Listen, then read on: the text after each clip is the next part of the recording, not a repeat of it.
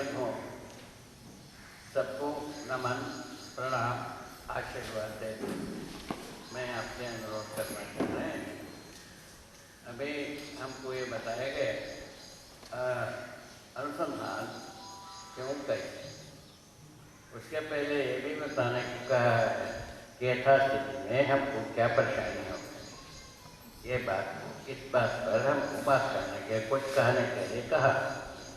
मैं सोचता हूँ यहाँ जितने भी उपस्थित हैं मेरे बंधु हैं, ध्यान से सुनेंगे, अपने विचार को व्यक्त। जय हो, मंगल हो, कल्याण।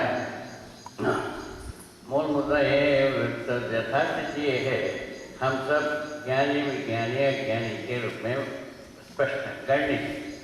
हम सभी जितने भी धरती पर आदमी जात है वो सभी का सभी ज्ञानी के रूप में, वैज्ञानिक के रूप में, ज्ञानी के रूप में, अज्ञानी के रूप में करें। ये शायद आप लोगों को अनुकूल है प्रतिकूल है बताएंगे बस। तो उन्हें ऐसे सभी मिलकर के जो कुछ भी किए वर्तमान तक, तो पहले के बाद वन समाप्त हो गए और दूसरा खनिज समाप्त हो गए। इन दोनों समाप्त होने से धरती पर रहना योग्य नहीं है, ऐसा लोग कह रहे हैं, वैज्ञानिक लोग ऐसा कह रहे हैं। ये सब बात को हम सुनते ही हैं, इन सबको सब सुने ही हैं, ये मानता हूँ मैं। उसके पश्चात इसके आधार पर हम आगे सोचने की बात आती है, ये जो रहने योग्य नहीं है ये तो हम बना दिया, रहने योग्य बनाने का भी कोई सोचे। ऐसा भी है कि आज स्वयं सोच से बात आती, उस पक्ष में मैं कहा गया रहने योग्य, धरती पर आदमी रहने योग्य कैसे हो सकता है, उसके बारे में हम अनुसंधान किया। हमारा अनुसंधान का उद्देश्य नहीं, तो ये स्पष्ट करने के लिए कोशिश किया है। अब स्पष्ट हुआ नहीं हुआ आप ही लोग शोध करके बताएंगे। सब लोग, हर व्यक्ति को शोध करने का अधिकार है, समझने का अधिकार है, उस पर अपना विचारों को व्यक्त करने का अधिकार हर व्यक्ति। आज पैदा हुआ बच्चे में भी है वो अधिकार, आज कल मरने वाले आदमी में भी वो अधिकार रखा हुआ। ठीक है, उसके आधार पर हम अभी विनय कर रहे हों, वर्तमान में हम प्रकारांतर से अपराध परंपरा में हम फंस।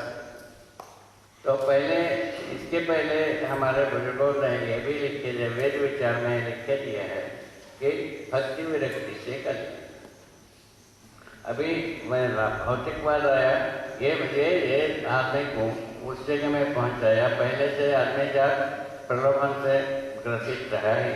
उसके आधार पर सुविधा संग्रह में हम फंसे।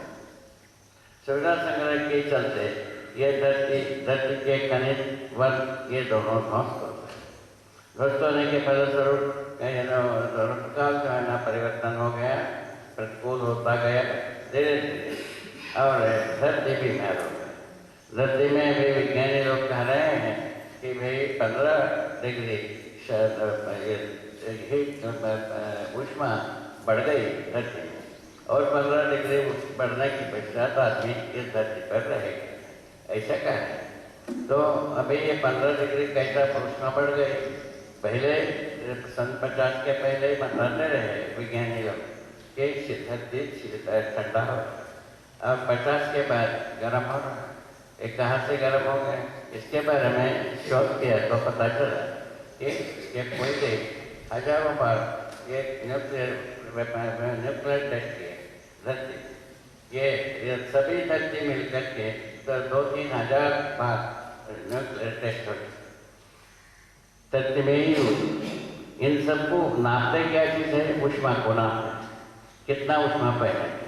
इसको देखने पर सारे ऊष्मा धरती में समाया है क्या और कहीं उड़ गए, पूछने पर पता लगता है धरती में ही समाया। इससे धरती की ऊष्मा बढ़े, न गर्मी बढ़े, बुखार होने के पश्चात और 15 डिग्री की और प्रतीक्षा करें। ठीक है, तो उसके बाद इसके साथ साथ ये और एक वातावरण पैदा हुआ, प्रदूषण छा गया। तो ऊष्मा का विसर्जन, ऊष्मा का ईंधनावशेष, ऊष्मा पैदा करने पर एक ईंधनावशेष तैयार हो, उस ईंधनावशेष से पूरा पॉल्यूशन बढ़ गया, छा गया। इन दोनों विपदाओं के आधार पर मनुष्य जो है ना काफी विपदा में फंसने की इस धरती पर रहेंगे या नहीं रहेंगे, इस पर इसको ध्यान में रखते हुए ये पूरे शोध अनुसंधान है। इन शोध अनुसंधान में ये प्रवृत्ति है, प्रवृत्ति पैदा किया जा सकता है, प्रवृत्त हो सकते हैं, हर व्यक्ति प्रवृत्त हो सकता है, हम स्वयं प्रवृत्त हैं। तो क्या इस बात की प्रवृत्त हम न्यायपूर्वक जिए। न्याय किसके साथ होता है? मानव के साथ होता है, प्रकृति के साथ होता है। इसको अनुसंधान किया है, इस पर भी बातचीत होगी, थोड़ा सा बात होगी और पूरे बात जो है ना हम लिख के दीजिए। तो अभी अनुसंधान क्यों वाला बात है उसको भी लिख के दिए। अनुसंधान इसी मुद्दे किया जाता है।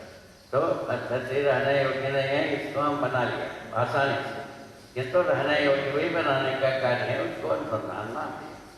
ठीक है, ये यहाँ तक हम पहुँचे हैं, अनुसंधान नाम दिया। इन अनुसंधान में क्या कर दिया तुमने, ऐसा पूछा जाता है। तो उसके लिए उत्तर हमारे पास ये है, हम स्वयं एक वेद मूर्ति परिवार के संतान। मेरे आयु इस समय में, शरीर का आयु 90 वर्ष। तो इन 90 वर्ष में से 30 वर्ष हम घर में हमारा परंपरागत कार्य के अनुसार हम काटते हैं और 30 वर्ष के बाद 60 वर्ष केवल ये अनुसंधान को मानव को अर्पित करने के कार्य में समापन किया। तो ये छोटा सा एक तालिका आपको बताएं। उसके बाद जो इन अनुसंधान में क्या हुई, कैसा किया वाला बात आती है। तो इसके लिए हमारा शास्त्रों में लिखा है, तो अज्ञान को ज्ञान करने के लिए समाधि एकमात्र स्थान। उस पर विश्वास करते हुए अमरकंटक को संस्थान मानते हुए अमरकंटक में पहुंचे। अमरकंटक में जो साधना किया समाधि को देखा, पता चला समाधि में कोई ज्ञान नहीं। दूसरा कंटक का कहें तो समाधि में जब ज्ञान नहीं हुआ, क्या हो गया, तो हमारा आशा विचार इच्छाएं चुप होता हुआ हम देखते रहे बरसों, 1-2 वर्ष ऐसा देखता था, अभी ज्ञान होगा, ऐसा कोई ज्ञान नहीं हुआ। उसके बाद संयम नाम की प्रक्रिया करने पर प्रकृति के हर वर्ष को अध्ययन करने में, प्रकृति स्वयं सहअस्तित्व स्वरूप में पूरा का अस्तित्व स्वयं सहअस्तित्व में है, स्वरूप में है, ये बात हमको बोध हुआ, ज्ञान हुआ। उसको अनुभव प्रकट जी करके प्रमाणित करने किया रहता है। एक ऐसे जी के प्रमाणित करने के क्रम में अपरस्परता में विश्वास होता है, जीने में विश्वास होता है और किसी में कहने में विश्वास नहीं होता। कहने सुनने में कोई विश्वास हो गया ऐसा कुछ नहीं होता, जीने में ही विश्वास होता है, ऐसा हम स्वीकार करें। अब जीते हुए अब लोगों को कैसे पहुंचाने के लिए शिक्षा पूरा का पूरा एक वाङ्मय तैयार किया। वाङ्मय तैयार करने पर बहुत सारे किताबें बनी हुई हैं, उसको अध्ययन करने के लिए प्रस्तुत किया। उसके बारे में कहते हैं, तो अध्ययन का क्या फल होगा वो भी बताएं।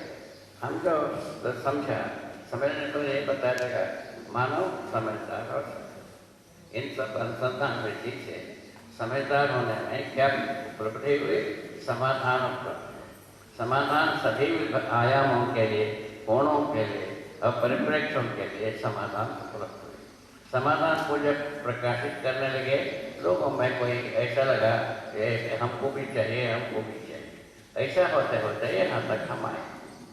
ये बात एक छोटा सा बात, इन छोटे से बड़े बात तो बहुत सारे लोग कर चुके हैं, अपन छोटे बात से शुरू किया। ठीक है, ये पत्र